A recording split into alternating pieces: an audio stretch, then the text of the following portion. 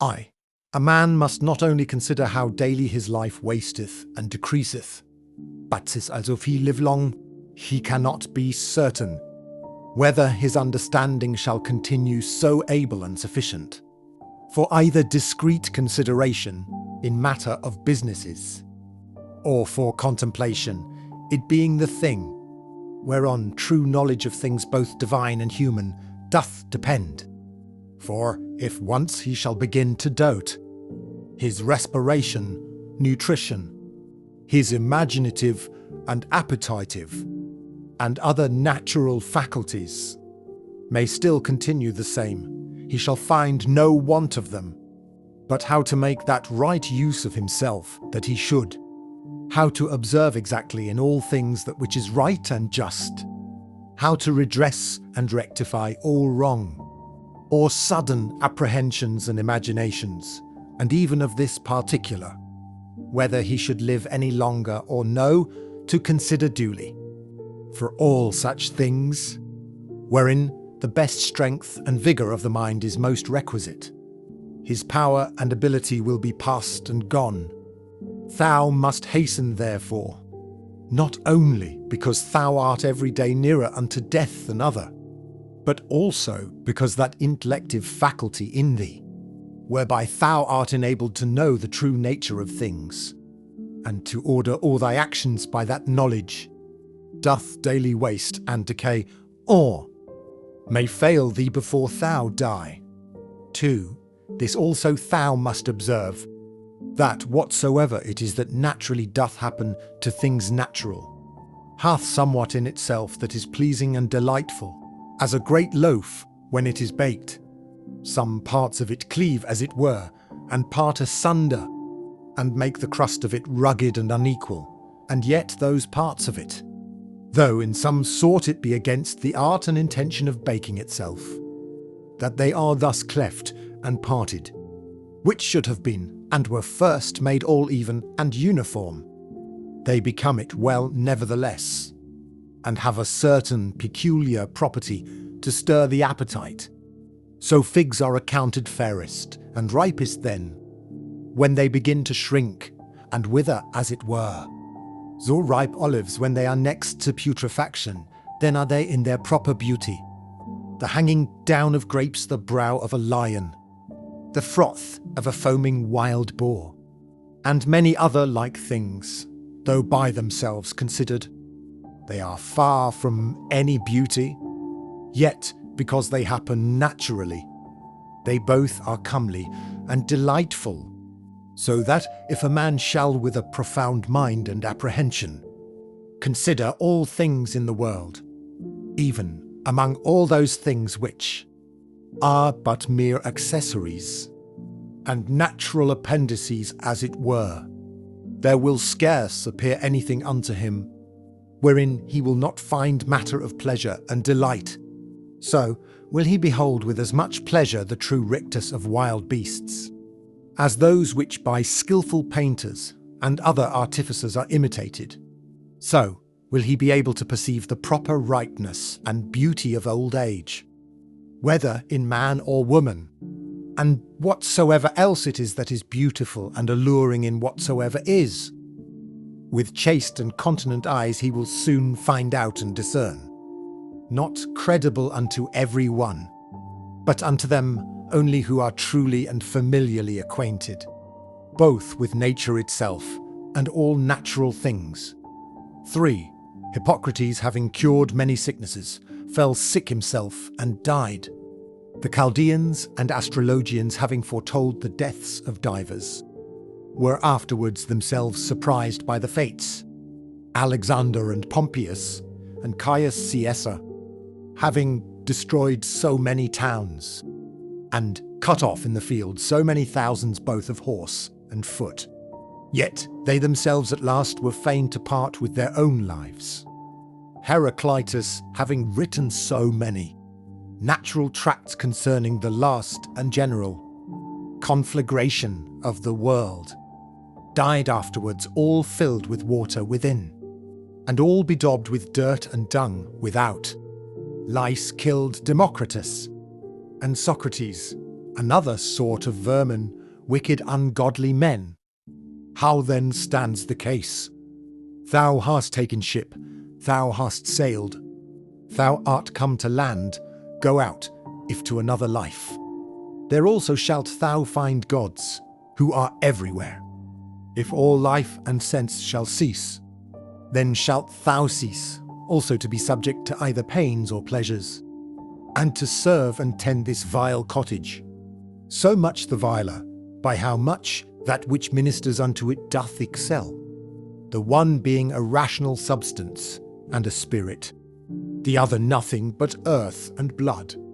For spend not the remnant of thy days in thoughts and fancies concerning other men, when it is not in relation to some common good, when by it thou art hindered from some other better work. That is, spend not thy time in thinking what such a man doth, and to what end what he saith, and what he thinks, and what he is about, and such other things or curiosities, which make a man to rove and wander from the care and observation of that part of himself, which is rational and overruling. See therefore in the whole series and connection of thy thoughts, that thou be careful to prevent whatsoever is idle and impertinent, but especially whatsoever is curious and malicious. And thou must use thyself to think only of such things, of which if a man upon a sudden should ask thee, what it is that thou art now thinking, thou mayest answer this, and that, freely and boldly, that so, by thy thoughts, it may presently appear that in all thee is sincere, and peaceable, as becometh one that is made for society, and regards not pleasures, nor gives way to any voluptuous imaginations at all, free from all contentiousness, envy, and suspicion, and from whatsoever else thou wouldest blush to confess thy thoughts were set upon. He set is such as he surely that doth not put off to lay hold on that which is best indeed, a very priest and minister of the gods, well acquainted and in good correspondence with him, especially that is, seated and placed within himself, as in a temple and sacrary, to whom also he keeps and preserves himself unspotted by pleasure, undaunted by pain, free from any manner of wrong or contumely, by himself offered unto himself, not capable of any evil from others, a wrestler of the best sort, and for the highest prize, that he may not be cast down by any passion or affection of his own, deeply dyed and drenched in righteousness, embracing and accepting with his whole heart whatsoever either happeneth or is allotted unto him, one who not often, nor without some great necessity tending to some public good, mindeth what any other either speaks or doth, or purposeth for those things only that are in his own power, or that are truly his own, are the objects of his employments, and his thoughts are ever taken up with those things, which of the whole universe are by the fates or providence destinated and appropriated unto himself, those things that are his own, and in his own power he himself takes order, for that they be good, and as for those that happen unto him, he believes them to be so, for that lot and portion which is assigned to every one. As it is unavoidable and necessary, so is it always profitable. He remembers besides that whatsoever partakes of reason is akin unto him, and that to care for all men generally is agreeing to the nature of a man, but as for honour and praise, that they ought not generally to be admitted and accepted of from all, but from such only who live according to nature. As for them that do not, what manner of men they be at home or abroad, day or night, how conditioned themselves with what manner of conditions, or with men of what conditions they moil and pass away the time together, he knoweth and remembers right well. He therefore regards not such praise and approbation as proceeding from them who cannot like and approve themselves. Do nothing against thy will, nor contrary to the community, nor without due examination, nor with reluctancy. Affect not to set out thy thoughts with curious neat language. Be neither a great talker, nor a great undertaker. Moreover, let thy God that is in thee to rule over thee.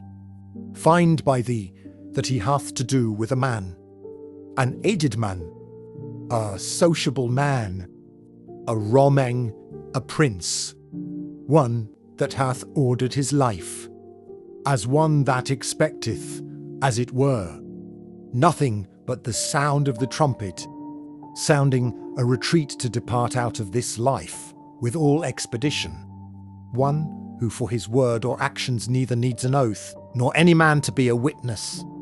6. To be cheerful, and to stand in no need, either of other men's help or attendance, or of that rest and tranquillity, which thou must be beholding to others for, rather like one that is straight of himself, or hath ever been straight, than one that hath been rectified. 7. If thou shalt find anything in this mortal life better than righteousness, than truth, temperance, fortitude, and in general better, than a mind contented both with those things which according to right and reason she doth, and in those which without her will and knowledge happen unto thee by the providence. If I say, thou canst find out anything better than this.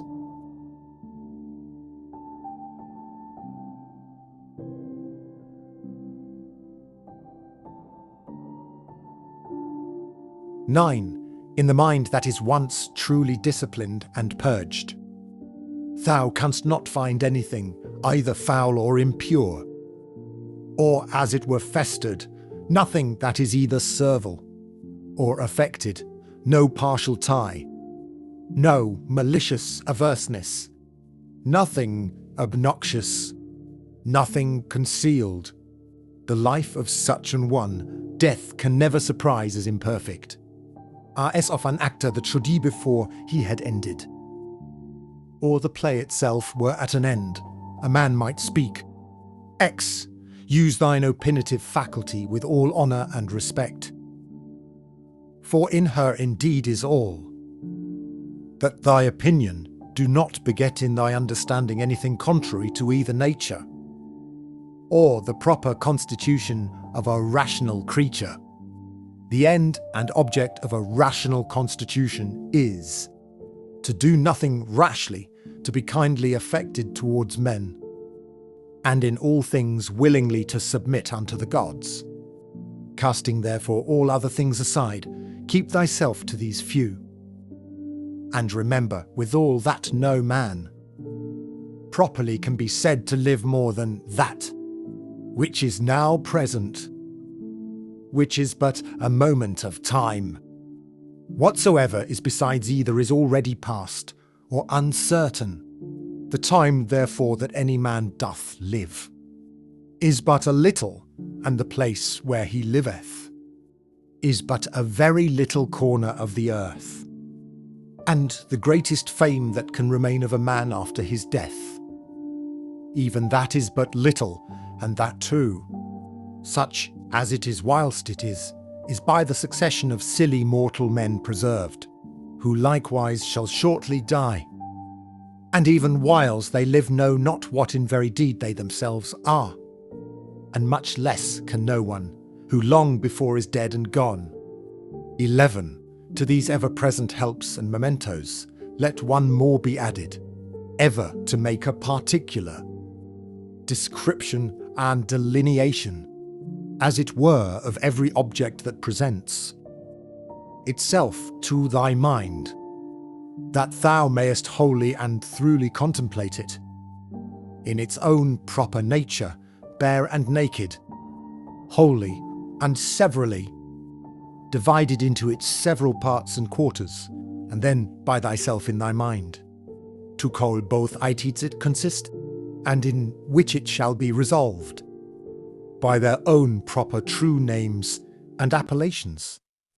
For there is nothing so effectual to beget true magnanimity, as to be able truly and methodically to examine and consider all things that happen in this life, and so to penetrate into their natures, that at the same time this also may concur in our apprehensions, what is the true use of it, and what is the true nature of this universe to which it is useful? How much in regard of the universe may it be esteemed? How much in regard of man, a citizen of the supreme city, of which all other cities in the world are, as it were, but houses and families? 12. What is this that now my fancy is set upon? Of what things doth it consist? How long can it last? Which of all the virtues is the proper virtue for this present use? As whether meekness, fortitude, truth, faith, sincerity, contentation, or any of the rest. Of everything, therefore, thou must use thyself to say. This immediately comes from God, this by that fatal connection and concatenation of things, or which almost comes to one by some coincidental casualty. And as for this, it proceeds from my neighbour, my kinsman, my fellow, through his ignorance indeed, because he knows not what is truly natural unto him, but I know it, and therefore carry myself towards him according to the natural law of fellowship. That is kindly and justly. As for those things that of themselves are altogether indifferent, as in my best judgment I conceive everything to deserve more or less, so I carry myself towards it. 13. If thou shalt intend that which is present, following the rule of right and reason carefully, solidly, meekly, and shalt not intermix any other businesses, but shall study this only to preserve thy spirit unpolluted and pure, and shall cleave unto him without either hope or fear of anything, in all things that thou shalt either do or speak, contenting thyself with heroical truth, thou shalt live happily, and from this there is no man that can hinder thee. 14. As physicians and chirurgeons have always their instruments ready at hand for all sudden cures, so have thou always thy dogmata in a readiness for the knowledge of things, both divine and human, and whatsoever thou dost, even in the smallest things that thou dost, thou must ever remember that mutual relation and connection that is between these two things divine and things human. For without relation unto God, thou shalt never speed in any worldly actions, nor on the other side in any divine, without some respect had to things human. 15. Be not deceived, for thou shalt never live to read thy moral commentaries, nor the acts of the famous Romans and Grecians, nor those excerpta from several books, all which thou hadst provided and laid up for thyself against thine old age. Hasten therefore to an end, and giving over all vain hopes, help thyself in time if thou carest for thyself, as thou oughtest to do. 16. To steal, to sow, to buy, to be at rest, to see what is to be done which is not seen by the eyes, but by another kind of sight, what these words mean, and how many ways to be understood they do not understand. The body, the soul, the understanding, as the senses naturally belong to the body, and the desires and affections to the soul, so do the dogmata to the understanding. 17. To be capable of fancies and imaginations is common to man and beast. To be violently drawn and moved by the lusts and desires of the soul is proper to wild beasts and monsters, such as Phalaris and Nero were. To follow reason for ordinary duties and actions is common to them also. who believe not that there be any gods, and for their advantage would make no conscience to betray their own country, and who, when once the doors be shut upon them, dare do anything. If therefore all things else be common to these likewise, it follows that for a man to like and embrace all things that happen and are destinated unto him, and not to trouble and molest that spirit which is seated in the temple of his own breast, with a multitude of vain fancies and imaginations, but to keep him propitious and to obey him as a god, never either speaking anything contrary to truth or doing anything contrary to justice, is the only true property of a good man, and such a one, though no man should believe that he liveth as he doth, either sincerely and conscionably, or cheerful and contentedly, yet is he neither with any man at all angry for it, nor diverted by it from the way that leadeth to the end of his life, through which a man must pass pure, ever ready to depart and willing of himself, without any compulsion to fit and accommodate himself to his proper lot and portion,